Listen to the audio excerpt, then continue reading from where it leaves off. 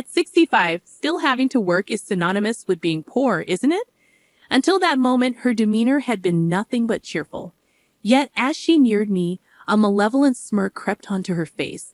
A recent addition to the workforce in her 20s, speaking discreetly to avoid others overhearing, cast a judgmental gaze upon me, a part-time worker, and then sauntered off without a word. When conversing with her colleagues, she exudes warmth, making me question if I had misheard her abrupt change in demeanor. Reflecting on our initial interaction, it was undeniably intense. But that was merely the tip of the iceberg. My name is Mara Coleman, a part-time employee at Global Mart, a renowned national supermarket chain. With stores recently proliferating across all 50 states, the branch where I work remains a quaint countryside outpost. Despite its lack of glitz compared to the ever-expanding new locations and its slightly antiquated charm, it fosters a cozy atmosphere, attracting a loyal local clientele. I joined the workforce here in my 20s, shortly after tying the knot. In the past, it resembled more of a quaint general store rather than a sprawling supermarket. As the years passed, the town, its inhabitants, and the store underwent transformations, evolving into a nationwide chain.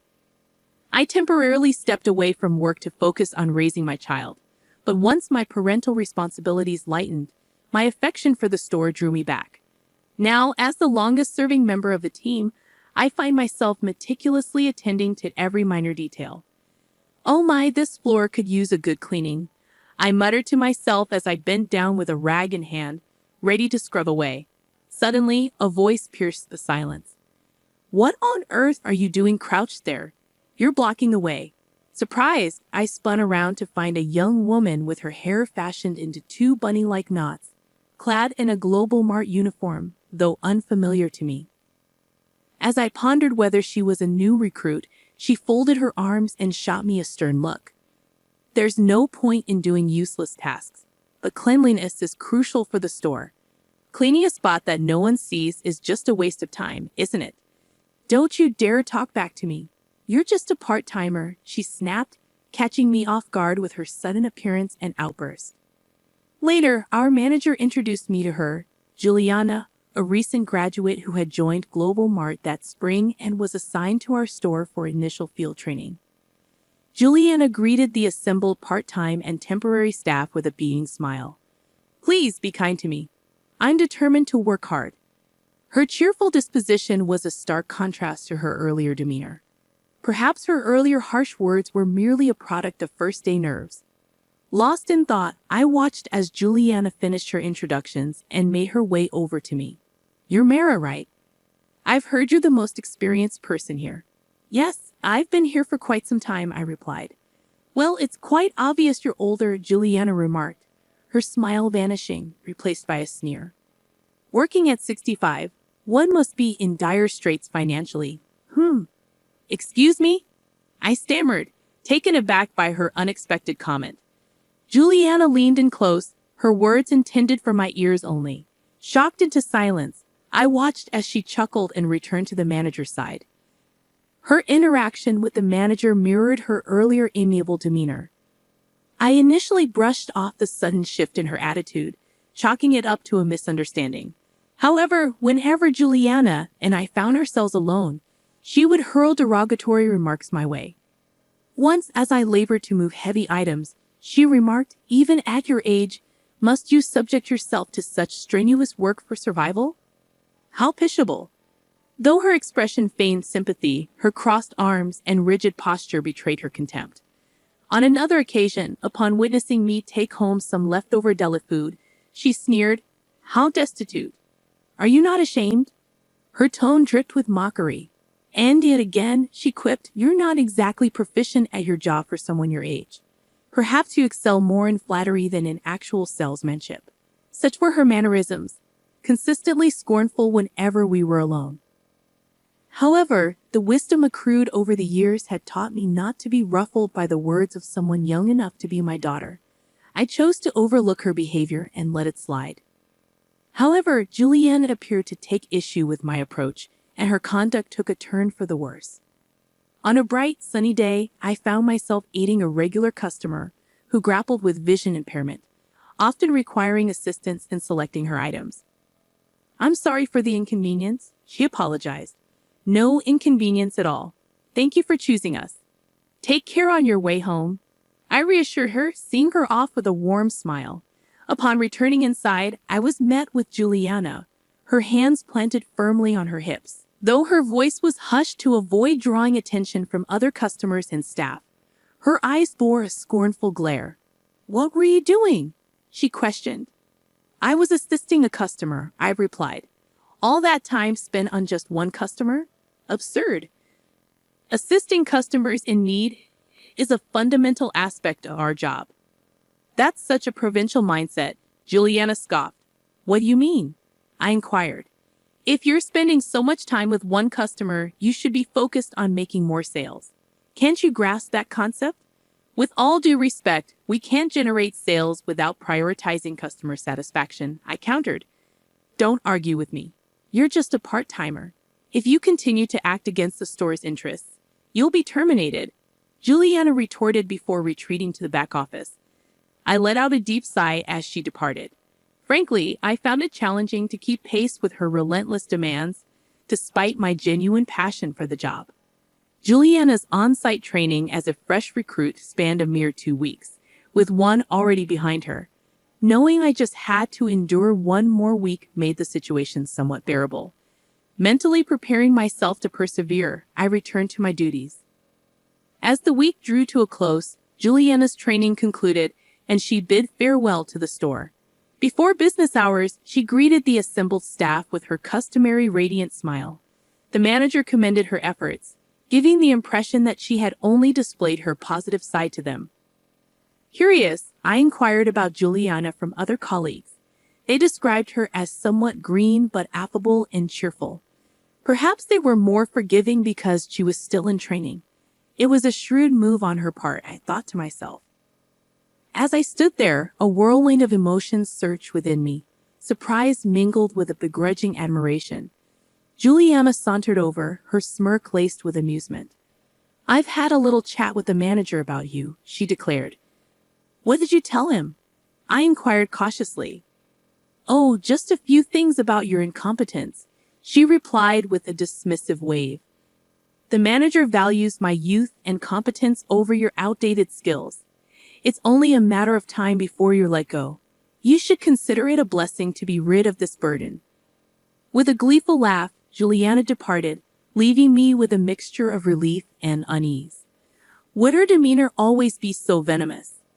Although her training had ended, she would soon be assigned elsewhere, perhaps never to return to this store. The prospect of enduring her presence again filled me with dread. With a heavy heart and a lingering sense of apprehension, I let out a deep sigh. A month had elapsed since Juliana's departure when I found myself standing outside the company's towering headquarters in the city. My nerves fluttered. Visits to headquarters were rare for me. Gazing up at the imposing structure, I took a moment to steady my racing heart. "I can't linger here forever," I muttered to myself, feeling the tug of urgency. With a quick adjustment of my jacket, I hastened inside the building. After completing my task, I realized it was already well past lunchtime. Having missed my meal, I made my way to the employee cafeteria nestled within the premises. Despite the hour, the cafeteria still bustled with activity as I scanned for an empty seat. Just as I settled down to enjoy my pasta, a familiar high-pitched, metallic voice cut through the air. Without needing to turn around, I recognized whose voice it belonged to. "Why is an old lady, you, here at headquarters, Juliana?" "It's been a while," came Juliana's voice, swiftly followed by her boss's presence. She must have caught herself, aware that such a remark wouldn't fare well in front of her superior. Strong-willed against the vulnerable, yet meek in the presence of authority. Perhaps that was Juliana's nature. Suppressing a smile, I replied, "I had a meeting scheduled here today." "A meeting for someone like you? Just a part-timer?" She retorted. "Every perspective from the field holds significance. Don't belittle it." I countered calmly. "The input of a low-level part-timer like you isn't required." Juliana shot back. "Are you out of your mind?" she began, her voice initially restrained but escalating as she continued. Oblivious to her boss's shocked expression and my own, Juliana continued her tirade. Are you even listening? I detest women like you who persist in working into old age. I find fulfillment in my work, and I'm grateful for the opportunity, even at my age, I asserted. Juliana's response was swift and disdainful. It's repulsive. Spare me the sight of your pathetic existence. Listen here. There's this person from my training, utterly useless, yet refuses to leave. She's dragging down the store. She should be terminated, Juliana continued, her disdain evident. Intervening before Juliana could say more, her boss stepped in. At that moment, the cafeteria's entrance hummed with activity as an elderly gentleman approached us. Juliana's boss straightened up, but Juliana's expression soured as she glared at him. What's all the fuss about? Who are you? And what do you want? The elderly gentleman inquired. It appears I've arrived at an opportune moment, Marcia, he remarked. Indeed, left unchecked, this situation could tarnish the company's reputation. That's a serious concern, Marcia replied. Don't ignore me and start talking, the elderly man pressed on. Wait, do you even realize who this is? I interjected. You should have heard him speak at the orientation, Juliana. Another voice chimed in. Juliana's expression shifted to one of confusion as she glanced at the man beside her. Suddenly, a wave of realization washed over her, and her complexion paled.